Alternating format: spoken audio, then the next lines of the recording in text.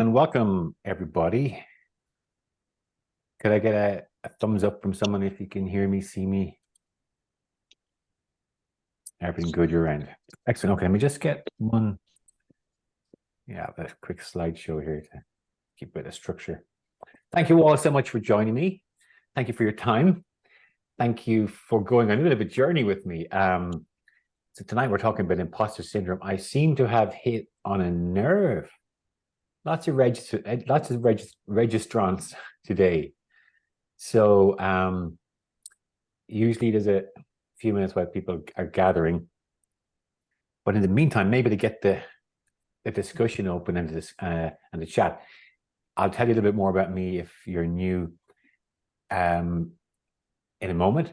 But tell me, what is drawing you here? What is imposter syndrome? Like, how does it show up for you? How does imposter syndrome show up for you? Or how is it motivating you to be here now on a Wednesday afternoon when you could be elsewhere?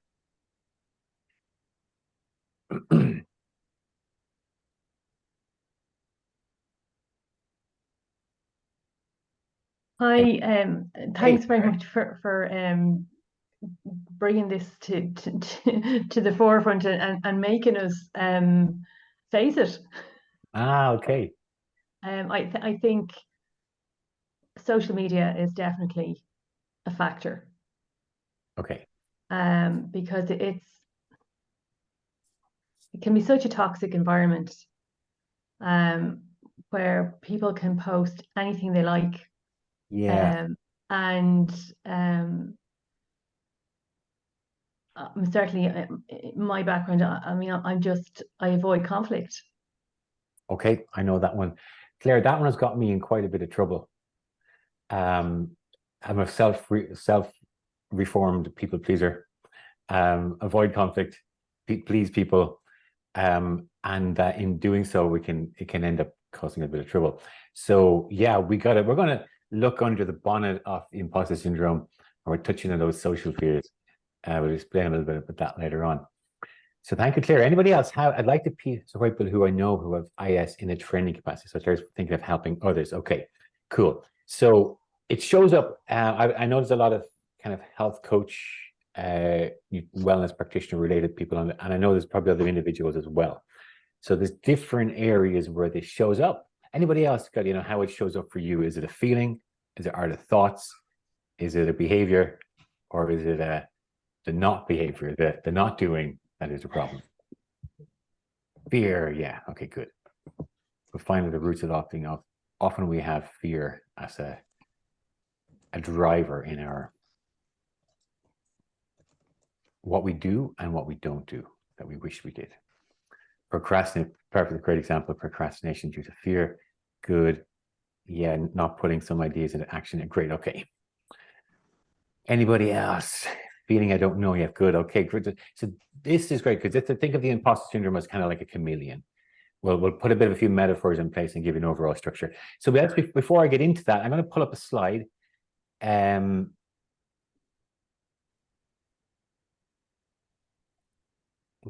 negative thoughts, yeah, negative reactions. Good, we're talking about them later as well. So just put a few slides together to help give this a structure, because I'm going to be crossing over. Okay. Oh, first of all, a little bit about me for those of you who just joined.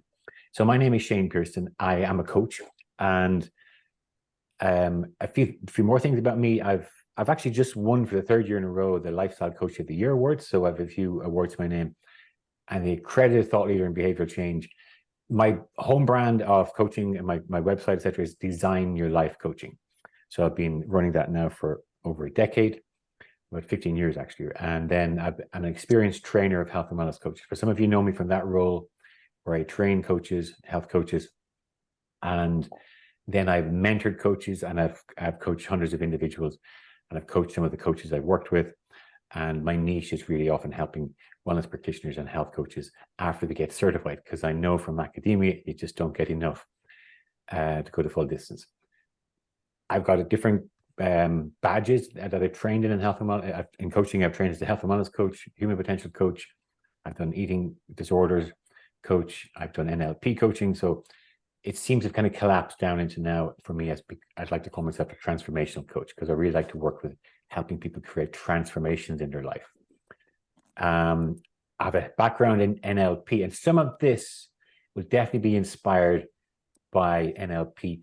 NLP, neuro-linguistic programming, think of it as applied psychology. So we're looking at the mind and how it works and how it should work, and gives you more layers of understanding of how these unconscious forces drive behavior and what we can do about it.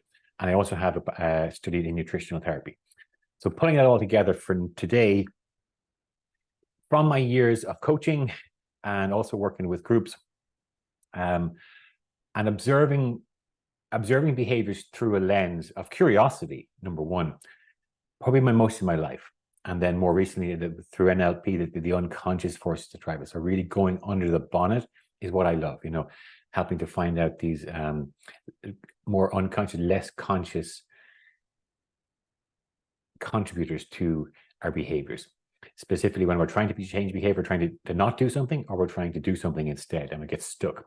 It's really fascinating, why do we continue to do that which we don't want to continue to do?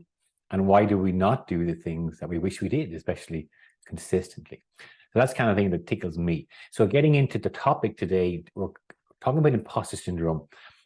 And I suppose the promise of dismantling this syndrome, facing it head on, I think as Claire was alluding to earlier on, is when we turn and basically dismantle imposter syndrome, gain a better understanding of, these are the forces that are responsible for imposter syndrome, breaking it down into different pieces, understanding with a new awareness.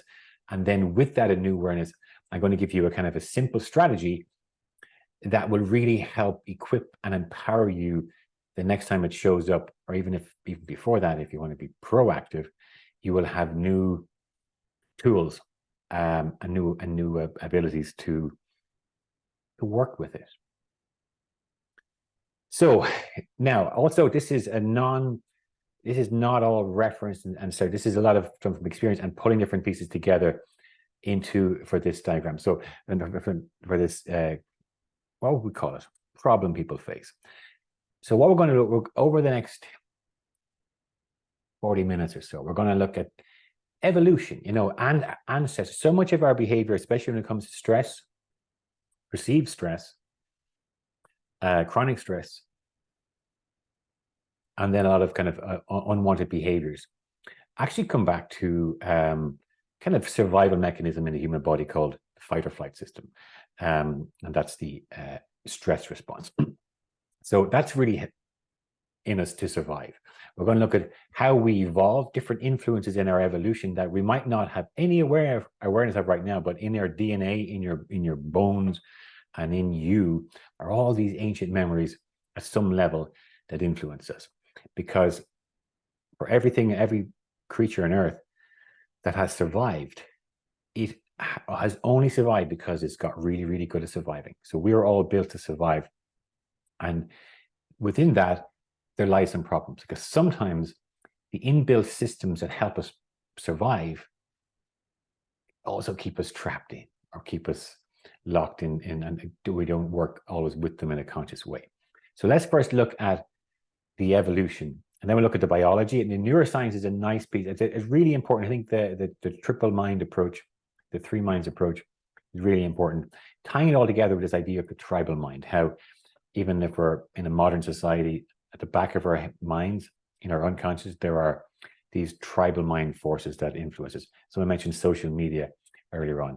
So we'll try and tie it all together. I also want all of your contributions. It really helps everybody to get a better understanding of this. So please continue to contribute. And at the end, I call it emotional agility, to being able to work with these forces that are currently probably running you rather than you running them. So the promise here is that if you take this, if you have a new awareness and the new tools, and if you then practice it, you can then gain mastery over these forces. So that's often not as, it's simple, but not easy. So let's first look at evolution. And so then this ancient fear. So think of your imposter syndrome that's showing up for you now in terms of, so give me a few examples of what it has prevent you from doing. Like, is there anybody who has not done a social media post, have a video in your head, or a brilliant blog, or you design for your website, or all these things that that would increase your visibility? Let me see the chat. Where's it disappeared to?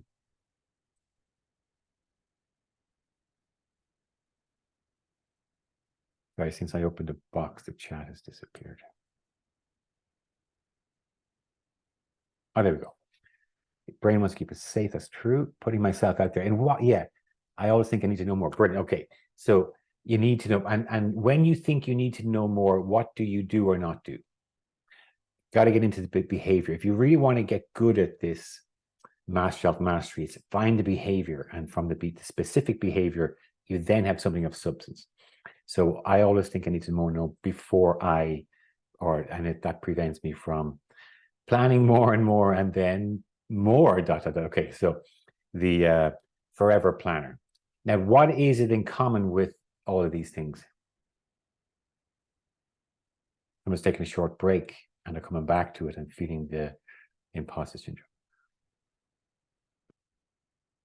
Yeah, and what is the role of fear in you, in us, in our emotional memory? It's to protect us. So always, this really helps with self-compassion. Who here beats themselves up a little bit about how it goes down inside you? It's like, oh, today's the day, or I'm going to have this out. Like, you tell someone, or you get a coach, or you're whatever, and you tell your group, I'm going to publish my website, I'm going to do that video, and then don't do it. And you go, oh, I didn't do that. Yeah, so what not following through is bad. How do you make it bad for you, Gaia? Disappointment. Okay, and then think of how you sometimes when we're in a disappointment phase with ourselves, we can start to beat ourselves up through a negative critic. So sometimes a negative critic will play into this, but usually after what it has done. But the fear works anyway. Who noticed that? The fear and the procrastination, it keeps on bloody working. Who here feels that resonates? Whatever. It's a fear of exposure. The fear of exposure. So if you expose yourself, you're wide open to criticism or finding fault with you. And that protection mechanism, that ancient protection mechanism, is partly to do that. Great.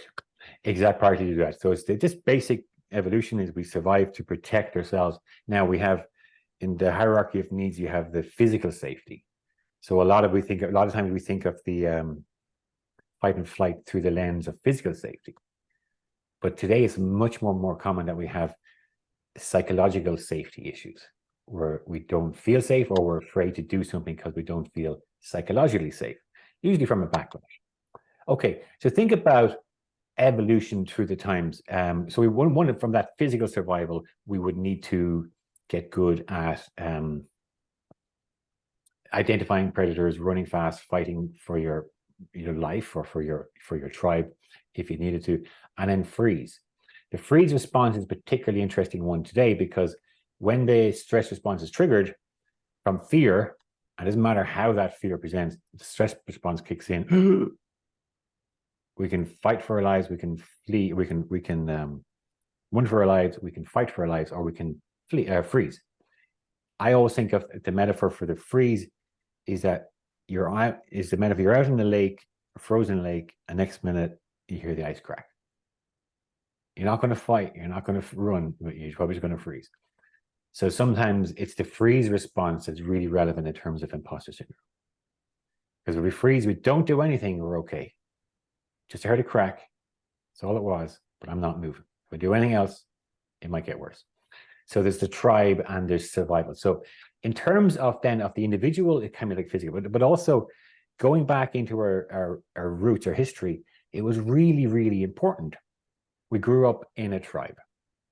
That tribe, maybe a family pod, tribal pod, and going back in the, imagine, we're in the jungle, and in the tribe, the tribe looked out for each other, so the tribe is safe.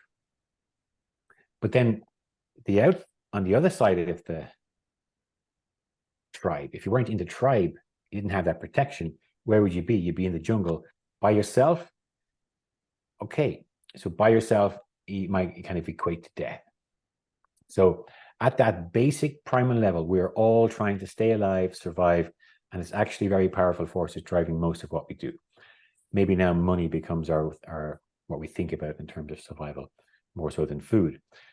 But we are built to survive. So one little thing to remember here, that fear and all this imposter syndrome, but you're just trying to survive.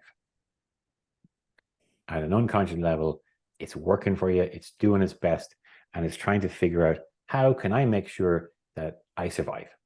As an individual from some dangers, and one of the ways it knows one of the proven ways it has known how it can survive through millennia and millions of years is through tribal living. So that brings me into more of the neuroscience. We'll talk about that in a little moment. Yeah, we'll talk about it in a moment. Because, okay, I'm going to flick to the three brains just a little bit. No, okay, let me say structure. In a moment, I'm going to talk to you about the different brains. But one of them is called the limbic system, the mammalian brain. So that part of your brain, it's the second evolutionary brain. So they say the first one is the reptilian brain. Second one is the mammalian brain. And mammalian brain is leaps and bounds more sophisticated than a reptilian brain, and its primary is more emotional, but it's really, really good at the social nuances. So think of the monkeys. Think of the monkeys in a growing up in a monkey. What is the collective of a monkey? Whatever the collective of a monkey is, someone's got it for me. Is that they learn they're constantly learning what behaviors are acceptable by other monkeys and what aren't. As a children, if you watch, I've got young kids in the house, I've got a little girl, she's nearly 2 years old. She pulls hair. Anyone ever remember that problem? You had a kid who pulled hair?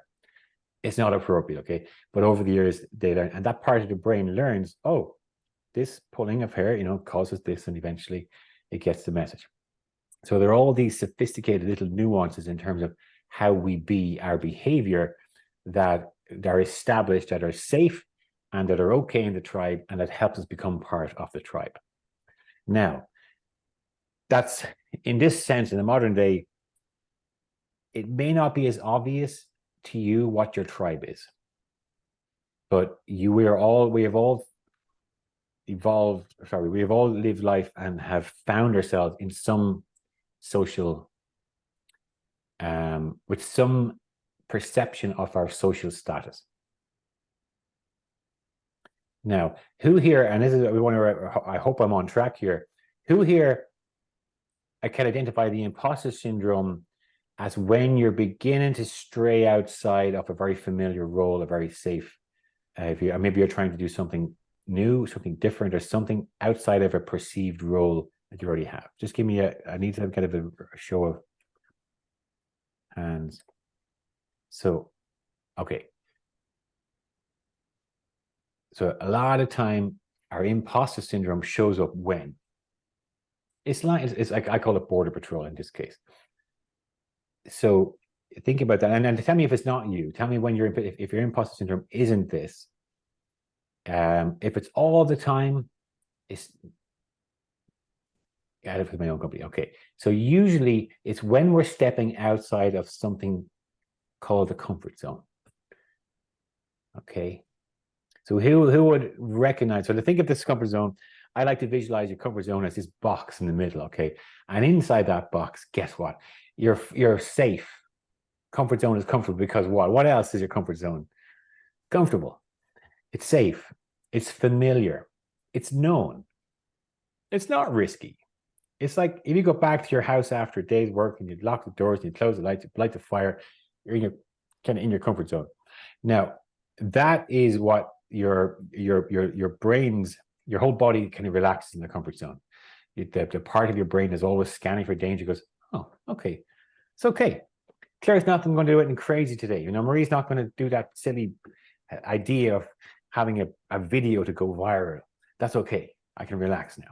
So what the brain, wherever, what happens is as you start to stray close to the edge of your comfort zone, tell me, as you get to the edge of your comfort zone, do you just go, oh, that's the best bit, because then I just feel the fear and do it anyway. I step into the unknown and it's just wonderful. I get exhilarated by the excitement. Or do you kind of go, I get to the edge of my comfort zone and then I freeze. I do something else. It's like, I'm going to do that important thing just after I make myself a cup of tea. Or I'm going to do that, but first I got to clean the house. Oh, I just remembered. So one of the ways our imposter can show up is a distraction. Brilliant, because it kept you safe. It wins the day. So as you go to approach the edge of your comfort zone, you will meet resistance. Just that's a take home. I'm sorry, there's no better news for you. However, the more you, this is where unshakable confidence comes from. The better you get at crossing that boundary and coming back from your excursion outside of the comfort zone, coming back with a successful experience. That is where your unshakable lies. Now, there's a few things to do to get that right, or to stack the deck in favor of favorable outcomes.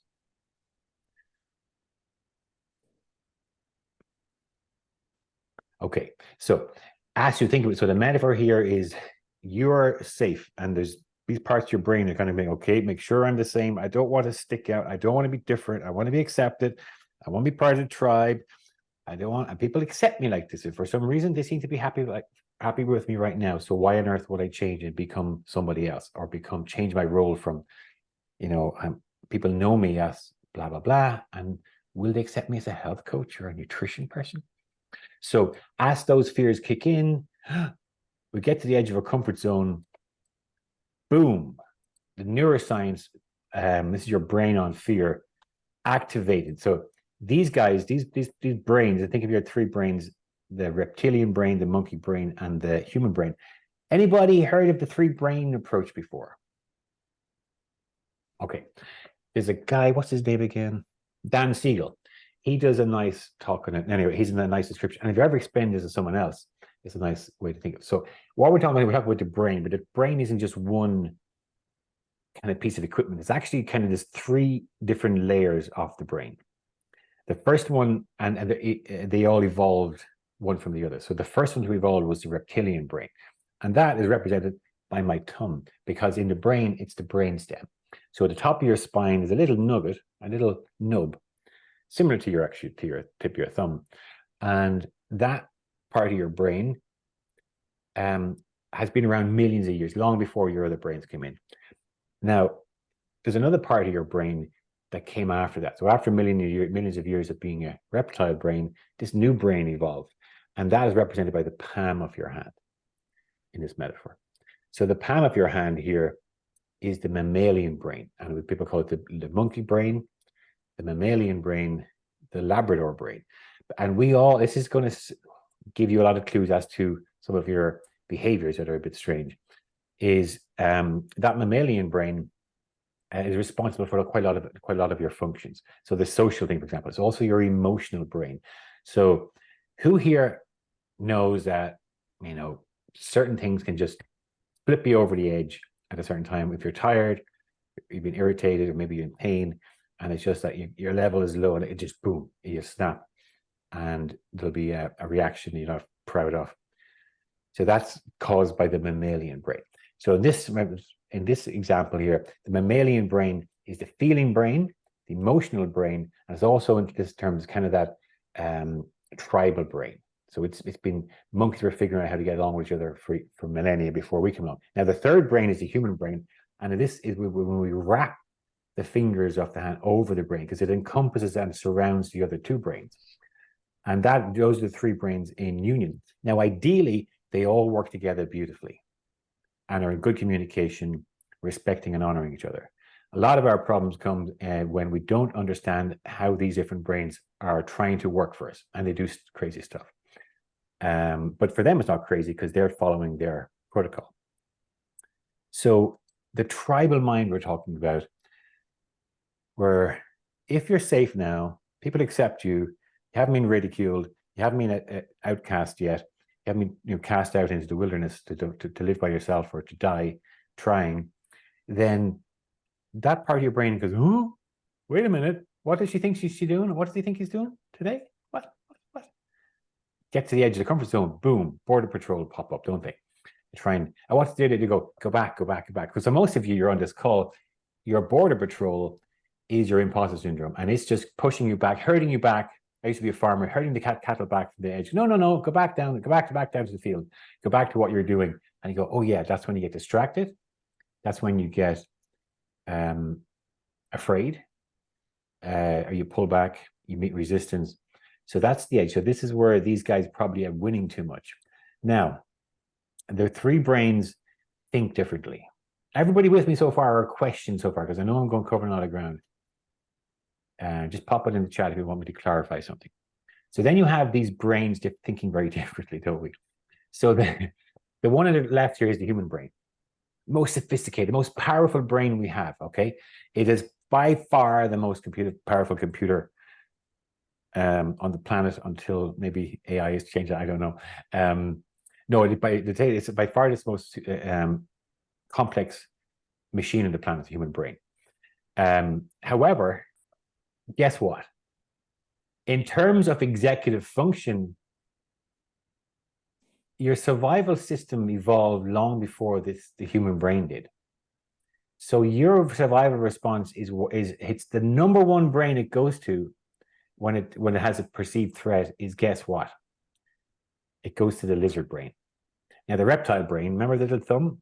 It's the least advanced, the least sophisticated, the least intelligent, but it's bloody fast. Have you ever seen, have you ever managed to, catch a falling cup? Anyone ever managed a cup falls at the table and you catch it? And you go, how did I? You didn't even know you did it. You just caught it. So that's the mammalian brain. It's that instinctive, gone. So your instinctive brain, it does not, when your survival works for you because you do not have time to consult this human brain.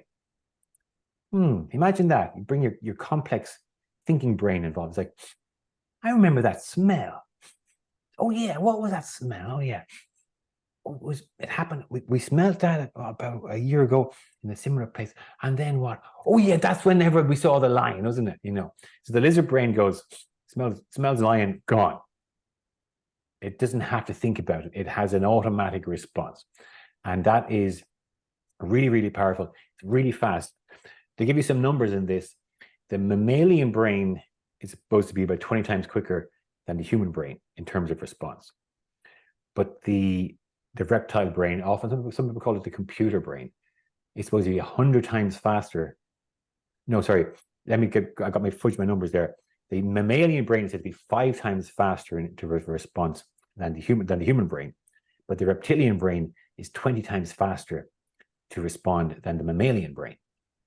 So, putting in context, that survival instinct, it doesn't wait, it doesn't even consult this human brain, which you think of as your CEO. Think of this as the manager, the manager who controls it all. Don't even get consulted. How put out are you that your own brain isn't even consulted when a potential threat is there? So normally the perceived threat, if it can make a risk, these primitive brains can make a decision, that's dangerous, that's a threat, and they will start then to react. So the lizard brain has these stored programs. Why is it so fast? It's a bit like a old jukebox. It has these programs, or like on your computer, there's programs on file. The last time I was in this situation, I did this. Whatever the last time it was, I'm still here, so it bloody works. So I'm going to do that again. So it's not consulted. It's just basically picks, not at random. It picks out of your neurology a proven program of behavior that has helped you survive. So now's the time to reflect on your previous, how you have kept yourself alive to be on this call, and you haven't been, dragged across the internet by trolls and picking your personality apart like crows feasting on a corpse. How come you're all here? What is it? How have you survived this? So whatever kept you alive the last time, go back here a little bit to our resistance. It was these fears, rejection, order, resistance, excuses, distractions. Go give me a few more. How do you, reflect, really important to reflect now. Reflect on how it is that you respond to specific behaviors. Some people mentioned fears. This is the time to go, okay, so try and remember the last time I was just about to do that. And then, did you think of something? Did you distract yourself? Did you kind of try and push through? Did you push through and do a crummy job and then say, well, it wasn't good enough, so you said, wait till it was done better? Just think of how you do run those programs, because that's a really good way to help you identify next time. I get busy with other tasks. Good. I often have to have a nap. Yeah, okay, that's an interesting one. There is a kind of all sorts of reasons, or lots of different ways our brains cope. So that nap may have come at after a period of this, because it's quite tiring kind of fighting off. It's tiring being in the stress response, but not actually doing what your body wants to do. Getting busy. Anybody else? Who else gets distracted? Who here procrastinates? Does anybody do it anyway, but they do it? For example, I know like people have had to do their presentations. I've often worked with people, presentations is a big one. Like they will present, they will prepare really well. They'll probably do a good job, but will they enjoy it? Currently pushing through, well, they're unclear. You're pushing through. So think in the context of this conversation, what is it that you're pushing through specifically? So it'll probably be these unconscious fears. So that's a danger, pushing boundary. If you are, what did Claire say? If you're pushing through, in this slide here, kind of the ideal way we operate. And the ideal way we operate is that with awareness, we can consult these brains. It's like, oh, I recognize that fear has arisen in me, my body. I recognize that my monkey mind or my mammalian brain is afraid of me being what? Ridicule. And we go, okay, thank you so much for trying to protect me, brains. You know what? Maybe I'll reassure the mammalian brain. You know what? I do hear you. I understand your concerns, but I honestly, I don't see how this could be that big a thing. To say the worst thing in social media is that no one will ever see your post. So the biggest risk is you press send and no one will ever see it. So you can reassure the mammalian brain, you know what? The biggest risk we take is that no one sees this post. Let's just press send anyway. Okay. But by ignoring and pushing through, the stress response does it turn off? Maybe not. So what we're not doing is we're not reassuring these minds. We're basically, the battle continues, but we get our way. Push through. Now, to some extent, that works, because over time, then if everything goes well, you'll get this confidence. The danger is if over time is that sometimes when we push through, what anyone guess the cost of pushing through and just ignoring the fear, but doing it anyway?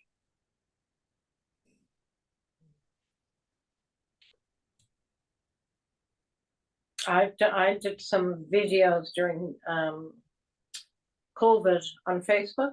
Yeah. Completely not my thing.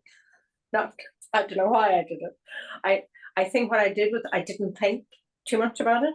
Yeah. I did prepare them. I did write it off. I did, and they were recorded, which was good.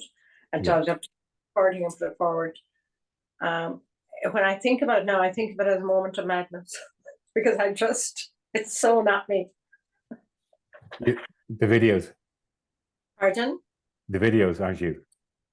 Well, they are me, and they're good, and they're worthwhile. It's sort of my personality to put myself forward out there.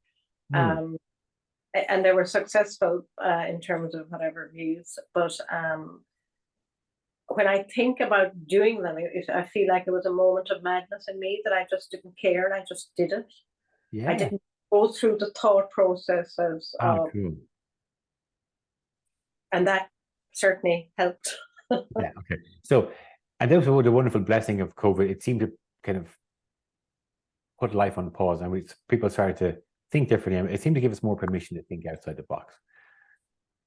So well done, Marie. You followed that, and that's the ideal here, is that the effortlessness of that compared to pushing through, feeling the fear all the time, and I'm pushing through in new ways this year, and there's been lots of fear facing it down. So it doesn't necessarily go away, but my relationship with how I face it down, or how I work with it, has changed. So that's really the promise of this. Increased stress. So the problem here I'm alluding to is that when we kind of ignore the fear and do it anyway, we may miss out on some valuable awareness from either of these brains, usually the mammalian brain. Our feelings. So by not consulting, it's like, oh, I'm feeling the fear, and sometimes we locate it, we tap into it, we recognize it, and maybe there's a memory associated with that. Oh, you're thinking the last time we did this, something like this happened. Okay, so that's a good point. I hadn't thought about that. Really, I'm just thinking of one of my proud disaster moments when I completely froze in front of 200 people in a live on stage in the live audience. I was terrible. So typical after that, speaking in group, it was like, my memories came up. So I had to work with those. So your brain will remember, especially the survival brain, will remember everything, even from before you were born. So sometimes the memories in there, and a lot of them are just redundant. And when I was 5 years old, I stood up and I said something in school, and people laughed at me. It was terrible. It was terrible. Really terrible for a 5-year-old. But are you, as 30, 35 or 45 or 50, going to go, oh, well, we don't want that to happen again, so let's just not do any of those videos? These primal brains are not that smart. But if we don't consult them, we won't find out what it's really afraid of. And we lose the chance of reassuring and bringing down the stress levels. And when you bring down the stress for that mammalian brain, it becomes less on guard. And we start to go, life is just easier, because it's not as the more agitated, the more close to that comfort zone, and the more agitated that emotional brain is, it's like, oh my God, ooh, ooh. And anything could be scary. Anything could be, and like anybody ever been on a jumpy horse? It's just like, sees a wasp. Oh my God, a mouse. The leaf just moved. So that's the jumpy mammalian brain. So when it's agitated, it hasn't flipped yet, but it doesn't take much for it to go, oh my God, this is terrible, this is terrible. So by consulting these brains, you go, and be like a parent, reassuring them, bringing your intelligence to their concerns. A lot of time you can reassure them, okay, and maybe there's some techniques that I share around things like tapping and releasing, to just release old memories out of the system, so that we're no longer constantly triggered by things trying to keep us safe from things that are no longer threats. Okay, now when we do consult with them, sometimes there's some wisdom in there. And by consulting with these brains, you've got a much better chance then of consulting and then going across that boundary. Remember we talked about the boundary and the border patrol? It's like in this context, is it a bit like that? It's a bit like showing up with your papers and your identification, and you're all sorted and going, look, I know what I'm doing here. I'm crossing over the border. I'll be back soon, but I'm not coming. I'm going over there with a purpose, and I'm well prepared, and I'm very clear in my thoughts and my actions. I've set things up for this to go well, and I'll probably be back very soon. So then the border patrol, the imposter syndrome, doesn't need to kind of chase you back. And over time, the unshakable confidence comes when we have all these successful excursions. Why? Is because we're employing the three brains. We're feeling the fear. A lot of time we'll be like, okay, reassuring the brains are just going, that's not a real threat. It's a perceived threat, differentiating between a perceived threat and the real threat. Not just consciously, the secret is in being able to change the nervous system. So from the stress response to the fight or flight response or freeze, to the rest and digest. And to do so, we need to get these brains on board. When that stress response is off, we're not, we've got our executive function here, this part of the brain back. So, yeah, so this slide was, I want to be more. Who here wants to be more? Wants to be authentic in you? Who has got that? Oh, you really want to, you have that, something in you, you want to become, express yourself more. You want to grow. The one thing about the comfort zone is safe, it's familiar, it's warm, it's cozy. But everything in the universe is either growing or dying. Within the comfort zone, if you're locked and safe in there, therein lies entropy. So the two forces in the universe, one that kind of life and entropy. If you're not growing, you're dying. So in that, you're going to have this other force in you. I want you to go out and do more. So if you're sandwiched between, oh, I want to be more, and I have to say the same, or I can't be different. I want to express myself. I'm afraid to be different. If I'm going to have all these conflicts lined up. And who wants a surprise for Christmas or your birthday? Still, a surprise. When I was a kid, it's like, what do you want for Christmas? A surprise. So we think we want a surprise. It's uncertainty. It might sound great. Yeah. Play the lotto. You might win. Uncertainty is exciting. The mammalian brain goes, what? I'm different? I won't be accepted by the tribe. I won't be accepted by the rest of the gang. And then if they don't accept me, I'll be pushed out. And if I get pushed out, I'll die on my own. So that's the primal fear that it's touching on. Very primitive, very ancient. And when your mammalian brain makes that kind of stuff, it relays that to the reptile brain, who goes, what? Okay, I got a plan for that. It searches the hard drive, finds a program it ran pretty much the last time, and replays it. So this is where a lot of your repeated patterns of behavior show up. It's linked. This is how it shows. Sorry, this is the link between the different brains and the neuroscience. Okay, let me just check in with you all on the three brain approach. And how has this landed? What questions do you have? Is it, oh dear. On a scale of 0 to 10, how much sense does it make?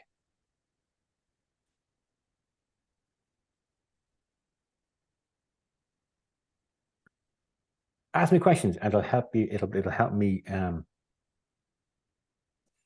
find out the gaps.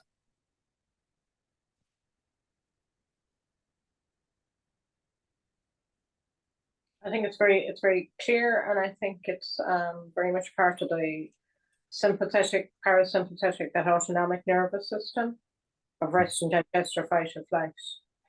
Yeah, definitely. Is that Marie? Yeah. Marie, you have that awareness already. So how do we mastermind? Okay, clear. Let's get into the interesting part. Okay, so the practical stuff. Does anybody need any little bit of kind of more the theory before we get into the practical stuff? Okay, we better use the time. The mass of the monkey. Yeah, the mammalian brain, the monkey mind. So how does it communicate? How does that mammalian brain communicate to us? Physiologically. Excuse me, Murray? It's through our physiology. Yeah, tell me more. How would I know it was there? How would I know it was trying to get my attention? So it'll shorten or deepen the breath depending on what it needs. It'll assess a situation and respond and react in that way. It's perceived appropriate reaction. Yeah, you've got all the theory, but I'm wondering, in the practical, on the real ground, it's like, I want to master this monkey. If I realize that if I can kind of engage with this monkey mind and learn more about what it's concerned about, and and employ techniques to really kind of regulate that mind, I could really start to experience life differently. I could really start to get out of my comfort zone in a less painful way. Actually get across that border, and maybe success is waiting there for me. About time I tried. But how do I show it up? So mastering the monkey, your hands start sweating, your heart beats fast. Okay, good. So physiological sense. Now, someone help me out with more politically friendly, politically correct language, but I have a saying in terms of the stress response: kill the monster when it's a baby. So before that stress becomes really out of control. You know why? Because you know that when that mammalian brain gets really excited, and we're really stressed, it can be a hard one to tame. Because at that stage, it's fighting for its life, or it's running for its life, or it's just frozen. So the key to all of this, the number one take home in terms of the practical steps to master this and to gain unshakable confidence, is through awareness. So how regularly are you aware when your breath starts to speed up, or your hands become a little bit sweaty, or your heart rate is increased, or your tone has actually changed?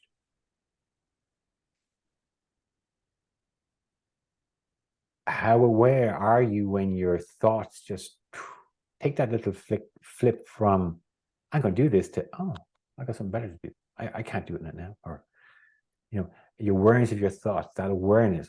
So most of the work I do can be transformational, but without awareness and some of the skills I teach, you know, that really help me and a great deal of others really a lot. But without awareness, you'll never use them because you're in unconscious autopilot. Interesting thing with these brains is that autopilot, this is the humbling thing about becoming a coach. You start to realize, oh my God, most of my behaviors, 95% of your behaviors are probably unconscious, happening outside of your conscious awareness. That's neuroscience. So we have to get better with usually becoming more aware sooner,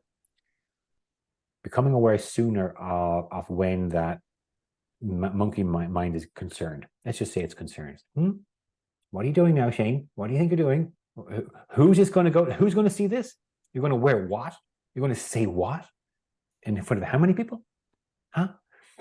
No, I'm shutting this down. This is ridiculous. This could get out of control. I'm going to protect you. I'm going to pass this on to the little lizard brain here, and he's going to do what works, because we know what works. So to work with that differently, we need to become aware of when the monkey is agitated. The sooner the better. Okay, the earlier in the rise, the better. Now, maybe you can start to bring on the monkey agitation yourself. So let's see, can we do that? Who here can think of something that, oh, if I said I'd do that in front of a live crowd and had to do it, that would give me the heebie-jeebies. So think of something. Everybody think of something, okay? Think of one thing that would really push you outside of your comfort zone. Something you probably wish you had done a while now. And is it that video, that post, sing brilliant Claire, doing a TED Talk or similar? So I could get Claire to sing to the live audience. I could get Joe to speak to the group to practice her TED Talk. Doing a live workshop. Okay, great. So as you think about that, imagine now that I'm coaching you all, and you're my coaching tribe, and I go, right, you got to do it now,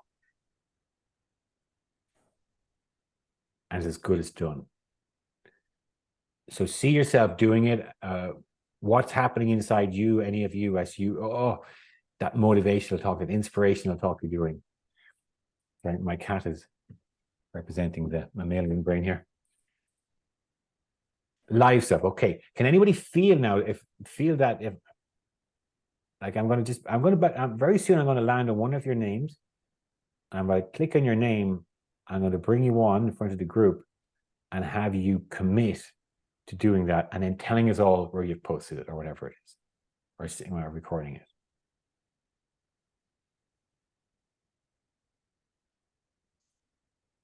Okay, Eliza was away with it. Well done, Eliza. Does anyone feel the fear rising as you think about it? Can you actually activate it? Good. Now, so that's the awareness. As you think about that fear that's rising in you now, Tell me more about it. Has anybody got it? Tell me, can you locate it? So a great way to start to this dialogue is to locate it. So I usually put my hand, try and find it. Can you feel it somewhere? Can you feel it in your heart palpitations? Okay. And then if the heart has palpitations, is that where the source of the energy? Just see, sometimes the fear is somewhere else. So feel the fear. Just be aware of this brain speaking to you in my gut. Good. So in your gut, chest, and in breathing. Yeah. So locating that energy. So think of this as a physical sensation aspect of this imposter syndrome or of this monkey brain. And it's communicating to you, but you probably weren't fully aware of it until you really start to pay attention, like right now. So in my gut, heart palpitations, chest, and in breathing. So if you've activated it, good, just pay attention. And notice you're just paying attention. You're playing the observer role. You're not judging, analyzing, doing anything else. You're simply observing. You're being curious and observing. And find it, hands rested. Good, Tina. So you're becoming aware of your physical sensations. Where's my little list here? Now you can start to recognize, so these are physical sensations. A really good one to work with. Now, identify the emotion. So usually these sensations, maybe like it's a tightness in my stomach. It could be a heat or a cold or a restriction or a pounding, or the different ways that these physical sensations show up. So it's nice to be able to get to physical sense, to be able to kind of become aware of the physical sensation. And then locate it. So you locate it in the body. It's a good idea to put your hand on it. So if it's in your gut, you put your hand in your gut. If it's in your chest, you put it there. Just kind of find it. Maybe I like to move my hand around until I feel like I've got it. Now, what we can say is we identify the emotion. So we can say, what emotion is this? What emotion is this? Could be fear, but it may not be.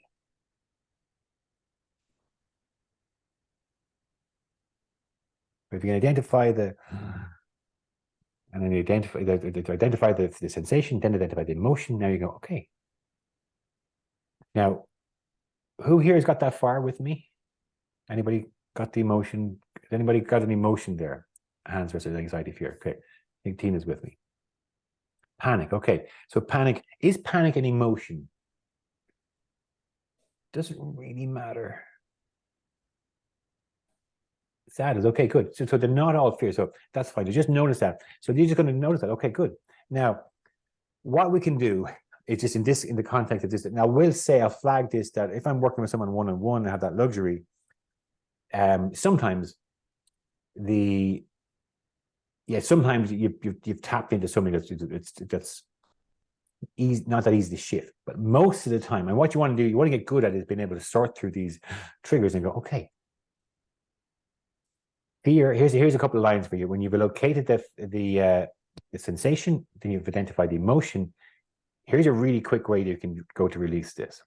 So with the internet, the main thing to remember is you're observing this. You're not caught up in it. You're going, oh, there's Shane, and Shane is having an experience. It's a physical sensation of a kind of a rising of energy up into the lungs, and it kind of restricts him in the chest.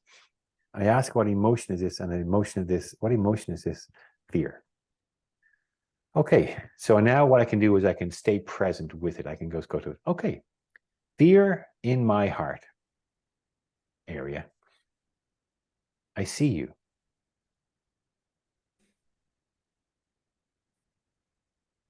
Fear in my heart area. I accept you. And do that with me. First statement is you identify it, you locate it, and you're paying attention to it. And you're going, I see you. The same way you would a child who you're going, okay, you're trying to get your attention for a long time. You've ignored them. You know how that plays out. Then you get down to their eye level. You look them in the eyes and you go, yes, I'm here now. What is it? So I see you. I accept you. With that attitude of like you're parenting yourself.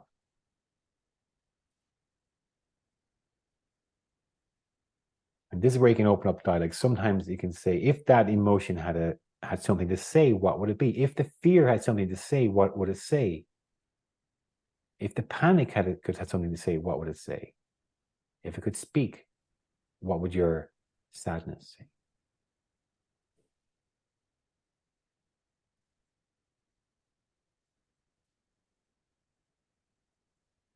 And sometimes you don't get dialogue. If you get dialogue, it's fantastic. It can be a nice addition. Most of the time, you don't need it. Just staying with it. I see you, I accept you. And then here's the thing, you had to release energy out of your body if it's no longer appropriate and nothing in the way. After you said that, I see you, I accept you. Fear in my heart, I see you. Fear in my heart, I accept you. And you just pay attention to that physical sensation. You're aware of it, but you're not in it. And usually what tends to happen is that if you pay attention to it the same way you're giving that child your absolute attention, it usually starts to soften and starts to move.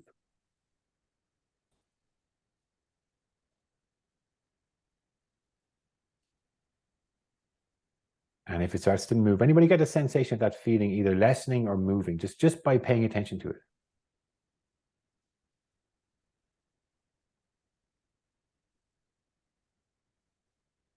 Good, okay.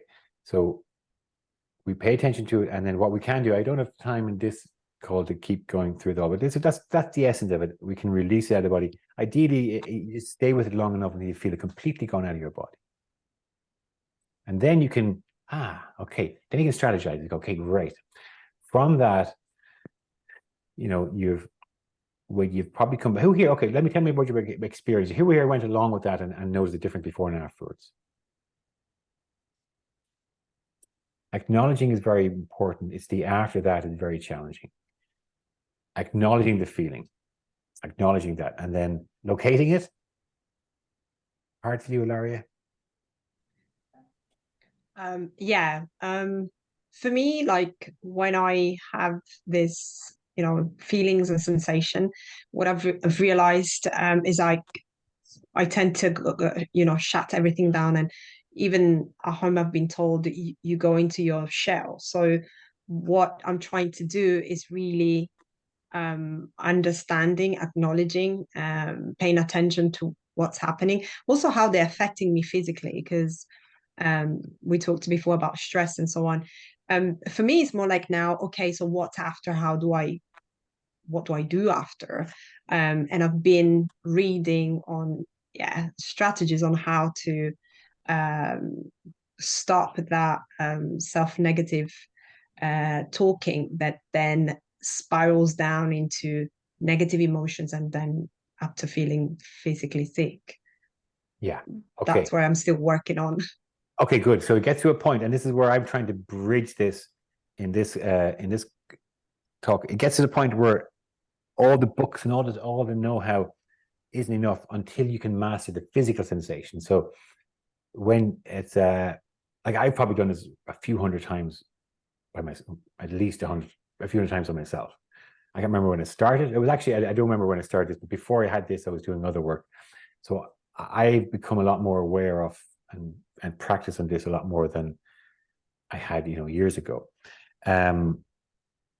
You can acknowledge it. Can you feel it, or do you just dissociate before you feel it?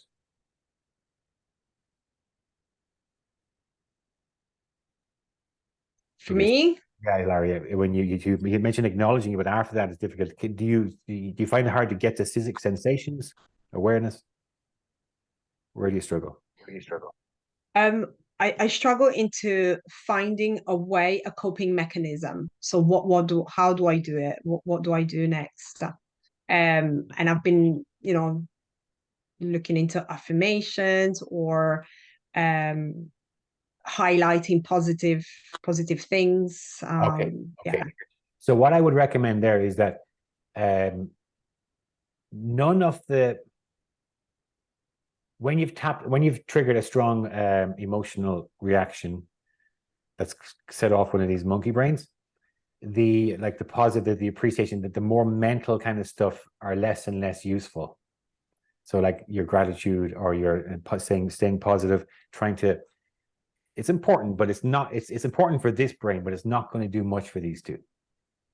So the new approach, I would suggest a new approach, and how do you communicate through these is through their language, which is through feelings and through the physical body. So you can communicate you can actually hack into your nervous system and start to communicate to your monkey in seconds just by becoming aware of your breath and altering your breath. And that may be difficult if it's depending on how agitated it is, but it's bloody effective. Now, sometimes the trigger, depending on it might be I use the word trauma because my understanding of it now, I'm not always talking about accidents or really serious things, but like trauma is a thing that the brain has held from the past. I go, this was really scary. I don't want this to happen again. So the communicating to them through their language, physical sensations, and through the breath, through actually anything through the 5 senses, you get back in touch with them. And this is mindfulness. This is being in the moment, because the monkey brain and the reptile brain are in the moment. We're the only ones going back and forth into the future. Can I ask, Shane? So we'll say I felt that fear, that kind of, the thought of exposing, and so that's kind of the reptilian brain, because it's like an immediate fear that kicks off, and then you go into the monkey brain where it's a feeling then of, that kind of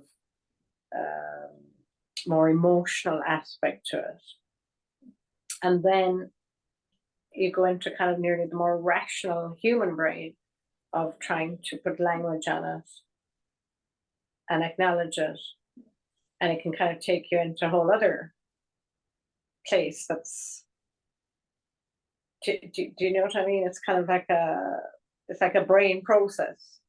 Yeah, so understanding through this process, most of us are predominantly aware of which brain? The human brain. And it's communicated through the thoughts we're having and through the basic dialogue, the self-talk that goes around. And we often, rather than trying to reassure the monkey mind, we're beating ourselves up, or we're trying to push through, or we're trying to talk ourselves up, or we're ignoring the monkey brain. So the metaphor I like to use here in terms of communicating, and this might be so for you, Ilaria, communicating with the monkey brain is, I kind of alluded to it earlier on. Think of the parent. Anybody, any parents in the house here? Ever been a parent? Yeah, lots of parents. So you have kids, even if you're not a parent, you get this, what happens when they're looking for your attention and you're busy and you ignore them? What do they do?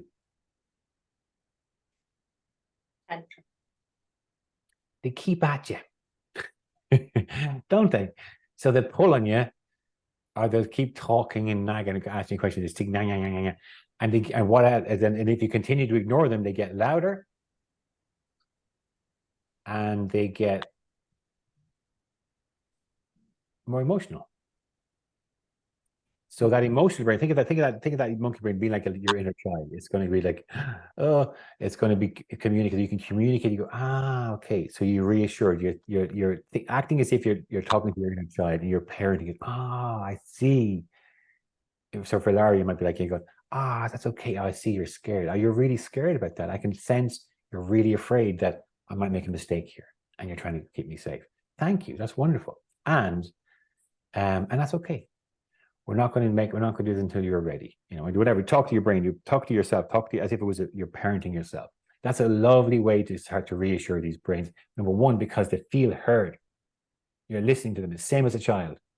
They feel heard, and the same way you're now starting to regulate the monkey brain. Same way as a child. Children can't regulate themselves so they need co-regulation. So you give your baby your hug or your kid until they can regulate. So the same thing, you're going to train yourself to regulate with this approach. And a lovely way to do it is parenting self, is that bringing that paternal or maternal energy to these brains through compassion. It's a lovely approach that brings in compassion. And when you have kind of reassured the brain and switched off, then you can get all gung-ho again with it on side. Okay.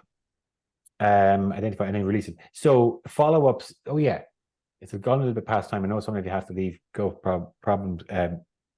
Sorry, Paula has problems with internet connection. No problem.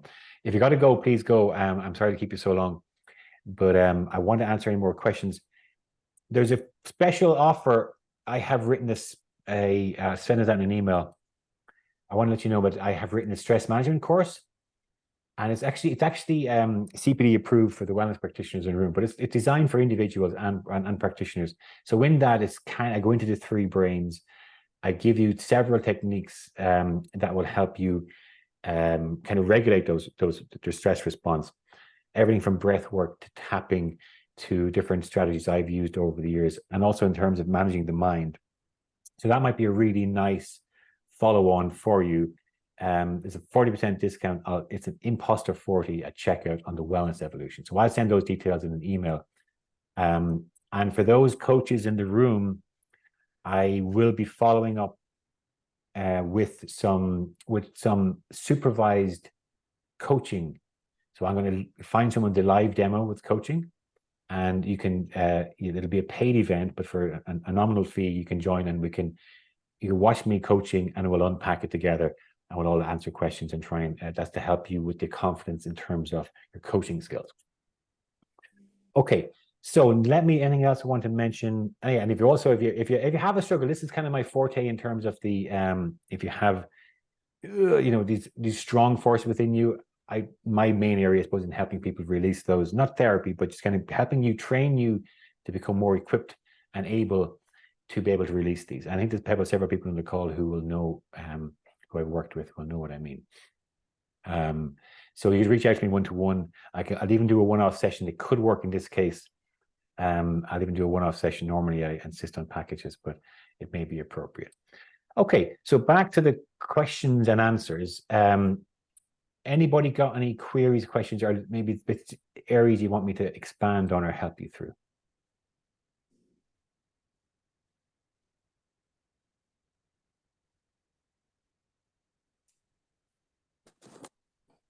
It's not been updated. The stress management course, it hasn't been updated, but it will get updates in time. You've lifetime access to the course, so any updates that happen in the future, you will get. Okay, Joe, so everybody, Joe mentioned it. If you're interested in that coaching, watching a coaching demo, make sure you have you're sending some emails. I'll be sending out a link to the list if not already signed up. I'm a life coach, Arke. I'm a life coach, health and wellness coach, life coach, human potential coach, and training lots of different areas. Been coaching for over 15 years, and that's in the mix. Okay, so I'm going to have to close up the session. I love to finish up with at least 1 or 2 take-homes. It's a great way for us all. A lot of kind of stuff going around the mix here. So again, who can give me a takeaway, something you're taking away from this call that might have been useful, etc.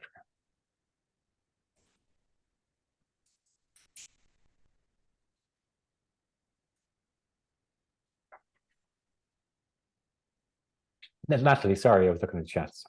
No worries. Shane, I think that I'm taking away, I mean, I've known about the lizard brains and the 3 brains, but for me, what really landed today was speaking their language. Because I tend to use my cognitive brain to calm them down, when in fact that doesn't work. So you've just reminded me, that really landed. Thank you. I love that the summary is like, I keep, and it doesn't work. So that's speaking to their language. That's a lovely, simple take home. And if you remember that, you get a lovely new trajectory. Arke, reach out to me personally. I'm an NLP coach and a subconscious, that's my area. So I'll shoot me an email. It's in the slides there. I'll be following this up with an email, so just respond to that. And we can have I offer free discovery calls. So if anybody's interested in working with me at all, look, it's just a set up a call. We'll have a 10-15 minute call if you want to go further than there. And I've got lots of different options. Hey, that was actually meant to send to everyone. 1 second. Okay, well then we'll call it a night, call it a day. I'll send it the recording. I'll send it that code if you're interested in the course, in the stress management course, and the contact details are there. And I'll be running, if you're signed up, I'll be getting, to ICF. The other thing in the pipeline is anybody interested in ICF accreditation. I know you are, and at least one of you are. I will be putting together an ICF coaching pod, probably September, maybe October. So that just letting it out there.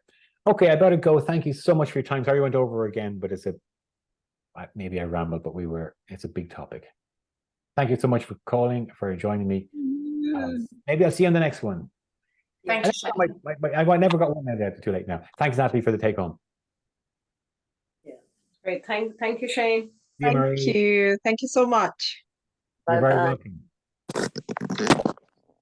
I'll hang on if anybody wants to ask me anything.